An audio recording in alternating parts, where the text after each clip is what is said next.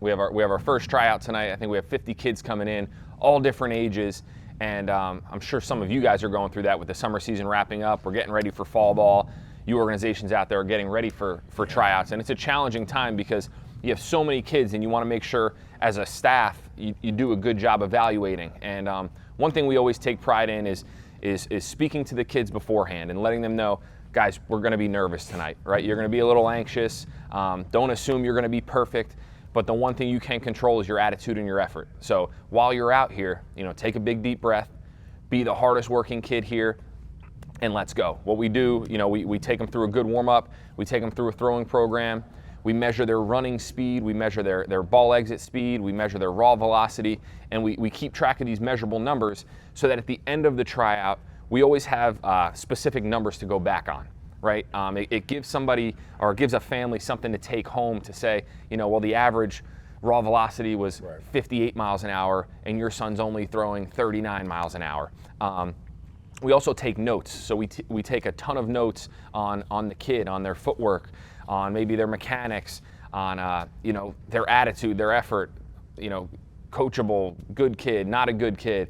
So we take probably a couple paragraphs on each kid so that at the end we all sit down in the boardroom and we go over, these are the best 12, these are the next 12, these kids are probably not going to make the team this year.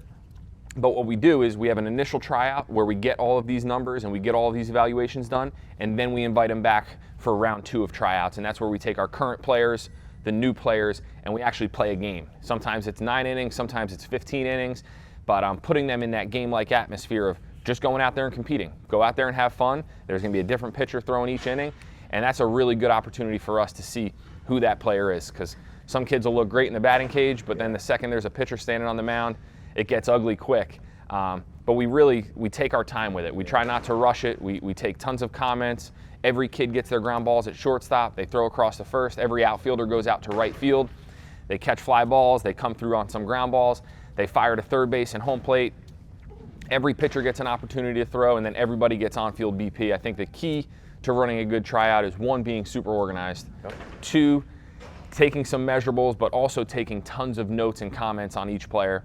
And then 3, what we love to do, and this is probably the most important, is always invite the kid in for an evaluation or for kind of a post-tryout recap and go through with them their exact evaluation. Tell them their numbers. Tell them the comments that the coach has left on them, and then give them something to take home and get better. We don't want to just tell the kid, no, you're not good enough. Hopefully we'll see you next year. It's, okay, here's the building blocks and the roadmap for you to make the team next year, whether it's our team or somebody else's team, but we want to equip them with everything they could possibly use to get better, whether they're on our team or not. So I know some of you guys are going through that. I think we have a tryout process that we've posted, and we'll be sure to add that for all you coaches out there or organizations that are getting ready for fall tryouts.